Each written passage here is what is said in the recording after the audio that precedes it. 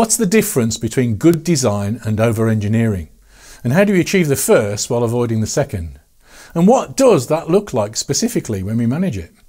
Today I want to explore the difference between big upfront design and incremental design, and specifically what YAGNI means, and how, when done well, this helps us to avoid building tomorrow's legacy system today.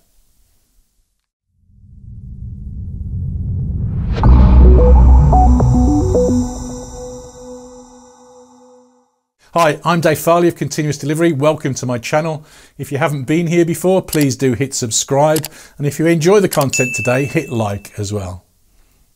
If you'd like to understand more of my ideas and approach to software design and how that fits into an engineering approach to software development in general, my best-selling book, Modern Software Engineering, explores these ideas in a lot more detail and in the broader context of my recommended engineering approach. It's had some great reviews so far, so do check out the links in the description to this video. I have never thought that agile development meant that we should stop designing. Actually, quite the reverse. I think that coding is all about design, and so if we are coding, we are already designing. Working in an agile way really means designing incrementally all of the time. But there's a fine line to tread between good design done all of the time and a kind of naive floundering with no real design direction at all. So there's some work, some thinking that we need to do to get started. At the other extreme is the very old but still common anti-pattern of big upfront design. This attempts to specify the design, sometimes in great detail, before we even start work on the code. Both of these extremes are wrong and probably pretty much doomed to failure. So how do we hit the sweet spot in the middle? There are several ideas that come together to help. Working incrementally, using abstraction and modularity to maintain our ability to make incremental progress, and YAGNI, you ain't gonna need it, spring to mind. YAGNI comes from extreme programming. If you haven't read Kent Beck's book, Extreme Programming Explained, I'd very strongly recommend it. It's packed with great ideas that don't go out of fashion. My copy is the first edition, so maybe a little bit different to what you'd buy today. But in my copy, chapter 17 is about design strategy. It has some interesting things to say. It talks about ideas like working on the simplest thing that could possibly work, making progress in small steps, and in its terminology, design through refactoring. It also has this nice picture describing how design complexity increases over time. The core idea here is this idea of the simplest thing that works, as far as you understand it now. The graph shows how designing for things that we don't yet know we need or don't yet properly understand is a certain recipe for increasing design complexity. Software design is a tricky subject, and it's difficult to come up with hard and fast rules. But these extreme programming ideas of the simplest thing and YAGNI are good guide rails. They aren't perfect truth, but there's a lot of truth in them. I don't know how you approach things, but I know that when someone starts to explain a problem to me, in the back of my mind, part of my brain is thinking about solutions. This is too early to do this. We don't yet understand the problem properly, but it's very hard to avoid coming up with solutions nevertheless. I think that most technologists do this to some greater or lesser extent, but we need to be careful with what we do with that. It seems to me that one of the defining characteristics between good development and bad is how soon you commit to a design. Some people seem to commit fully to the first idea that springs to their minds. I think this is a big mistake. My first ideas on design are nearly always dumb. My brain seems to go through at least a few different stages when thinking about design. The first is deciding, is this even feasible? At this stage, my design ideas are usually so horrible, so crazy, that I'm not going to speak them out loud. I may mumble something like, well, it's possible if I'm really pushed. The next stage is to try the process of trying to find that simplest thing. Where should we start, and what are my first thoughts on what that might look like? At this point, the conversation is all about exploring and understanding the problem. How does this work? Why do you do it like that? Would it still work if you did this instead? And so on. These conversations aren't about the solution. That's still private property inside my head. What I am doing is, I think, similar to an idea that I got from reading about physicist Richard Feynman. When he was in college, he used to win beer by betting with his fellow students. He'd bet that he could solve any physics problem that they could state in 5 minutes in 2 minutes. He described his technique as creating a mental model of the problem, a kind of imagined physical device. He built this imaginary mental construct while the problem was being explained. When the problem was finally stated, he'd run it through his mental machine and describe whatever it spat out. Mostly, that earned him beer. Obviously, Feynman was a genius, so I'm not claiming to work at his level, but this strategy works pretty well for software. As the problem is being explained, we run it through our mental model and refine our model as we find mistakes and gaps in it. Our model is probably still pretty nasty, a fuzzy ball with sticks and levers, as Feynman described it. But it's a usable first guess. Once your model seems to stand up to these mental tests, now is the time to try and get a simple version of it out of your head. I like informal diagrams, but I'll use anything that best fits the needs of my model. I once remember explaining an idea for a design with playing cards. What I certainly don't want is a deeply precise structured class diagram or similar. We really want this process to take minutes rather than days. Personally, if I'm doing this for a big project and I want to get a big broad brush overview of the problem, I think it's okay for it to take a few days, 2 to 3 maybe. This is more about context setting than model building though. And during this time, I'm really trying consciously to avoid making assumptions about solutions. To design individual features of the system, we're back to minutes or maybe an hour or 2 for a hard problem. The next step is to get some firmer validation of our first thoughts. So it's time now for writing some tests and code. Let's pause there for a moment and go back to where we started. At this stage, we have a decent understanding of the problem in front of us. We have a rough idea of one way that we could imagine approaching it. Whatever it is, it's going to be wrong. So what we'd like to do is to start figuring out where it's wrong. So the extreme programming advice is a very good guide. We want to focus strongly only on solving the problem in front of us. And one reason that we are going to do that is because our current understanding of the problem is almost certainly wrong. Our current solution is bound to be wrong too. So we don't want to commit too solidly to whatever solution it is that we're looking at and exploring. Our first stab at the solution is certainly not going to be as simple as it could be. Our job is one of refining all this stuff over a series of small steps rather than seeking some divine spark of genius inspiration. Extreme programming and continuous delivery are deeply rooted in this idea of making progress incrementally in tiny steps.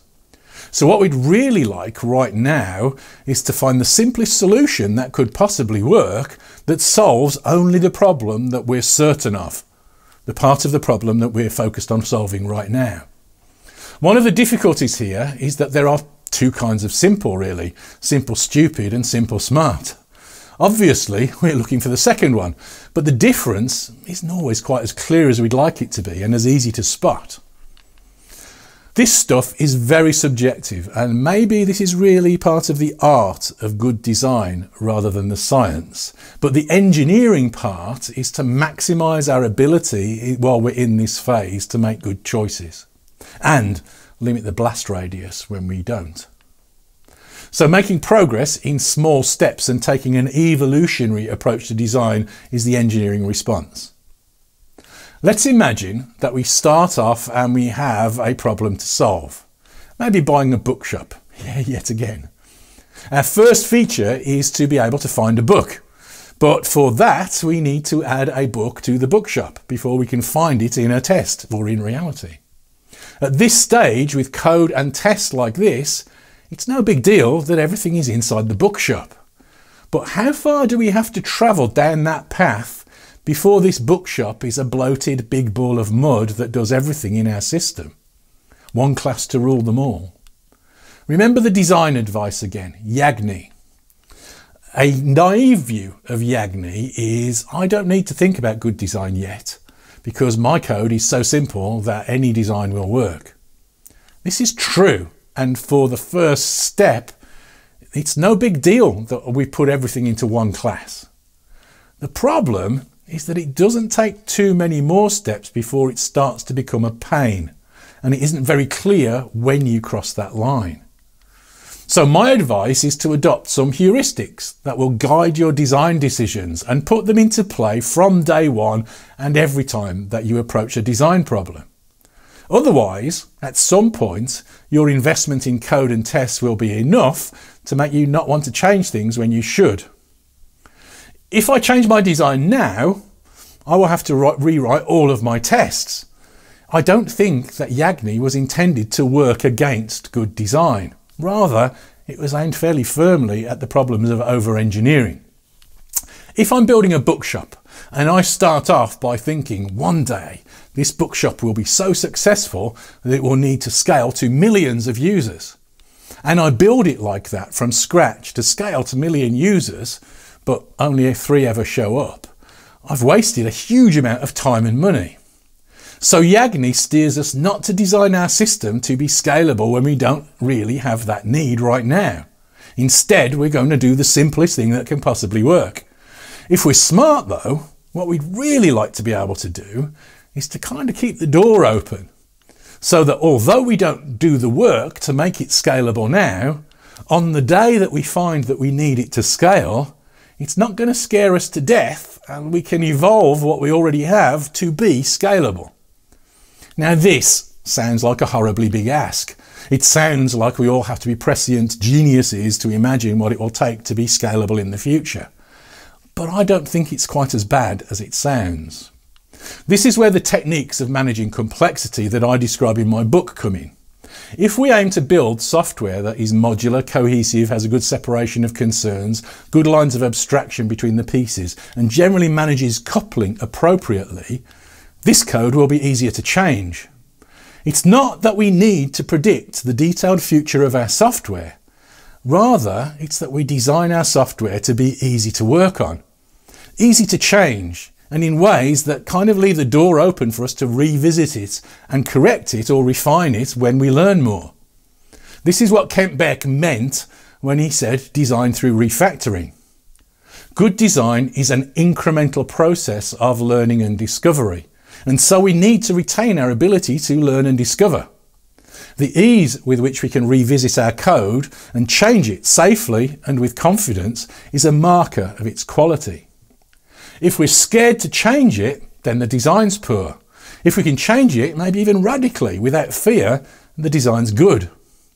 So even though, for my bookshop example, my first rough sketch is this, and even though this second step is a bit more code, I still say that where I end up is better than where I started. If this was really the starting point of some code I was writing for a real system, I'd be happy with either the first version or the second, to be honest. But certainly a strict view of YAGNI would say that I don't really need the second, very slightly more complicated version just yet. I'd be happy with either version because in this small example, it's trivial to change the first version of the code and its test into the second, when I decide that I can use that separation. On the other hand, in reality, I'm pretty certain that I would start with version 1, and then when I hit the refactor step in my red-green refactor TDD cycle, I'd refactor it to version 2. To be honest, I might even have jumped straight to version 2 as the first step. My real point here is that if I'd started with version 1, then I will be taking more risks if I don't move to version 2 quite soon. So I make the choice to make this move as soon as I spot it during design. I think that this is strictly breaking the YAGNI principle, but actually I'm kind of happy with it. because it leaves my options more open. My code is easier for me to change. I also think it improves the durability of my tests, and my code, maybe only a little, but is still better.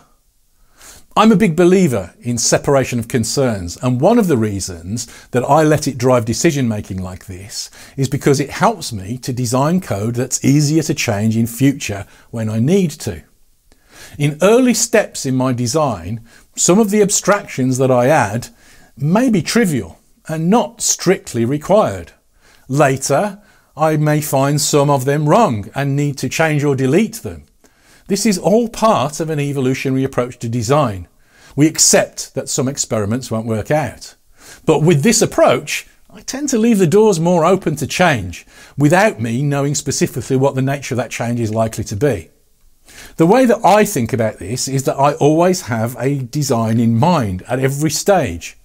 Some structure, a bit like Feynman's fuzzy ball perhaps, that guides decision making and choices in my design as it evolves. One way to look at software design is that it's about adding some structure that helps us to decide where a particular behaviour of the system should live. This gives us a way to find our way around the system more easily, a way of communicating and discussing ideas with other people, and a way of deciding where we will add new ideas even if there isn't yet an obvious place for them in our design so far. You may think of some of this as architecture rather than design, but I think that the divisions between architecture, design and code are all pretty blurred, to be honest. They're all really part of the same activity to my mind. What all this really means is that all these things are, or at least should be, highly iterative and highly incremental. As we come to add some new idea to our code, we realise that it changes some of our design assumptions. So we need to update our fuzzy ball model. Changing this model may have implications for our broader system architecture. So we may need to pause and revisit some of our assumptions and figure out how to fit what we've learned in. This is what I think Kent Beck meant when he described design as an incremental thing. However smart we are, even if we perfectly understand the problem before us right now, the real world isn't that simple. It will change behind our backs and invalidate our assumptions. Software isn't built once and then stands perfect for the rest of eternity. Real software is much more organic than that. So our ability to change it is a fundamental aspect of its quality. I'd go further. Once it works, maintaining our ability to change it is what good design is really all about. Having some simple guidelines that steer our choices in design when we don't yet have the full picture then seems like a very sensible strategy to me. I think of my approach to design as being pretty defensive, but it works well for me in helping me to create code that I can always return to, sometimes even years later, and still change with confidence. Of course, this is part of a greater whole. Good design is reinforced and encouraged by test-driven development, for example, and test-driven development and acceptance tests provide a further line of defence against me making a mistake. But the modularity, cohesion, separation of concerns, abstraction and coupling in my designs does that too. Big upfront design is a losing strategy. Sure, it's possible to write the software that way, but it isn't going to be very good unless it's incredibly simple. Even then, you're taking a risk. Maintaining the freedom to evolve our software is the bigger picture strategy, and this begins with some very fine-grained simple design decisions. Thank you very much for watching.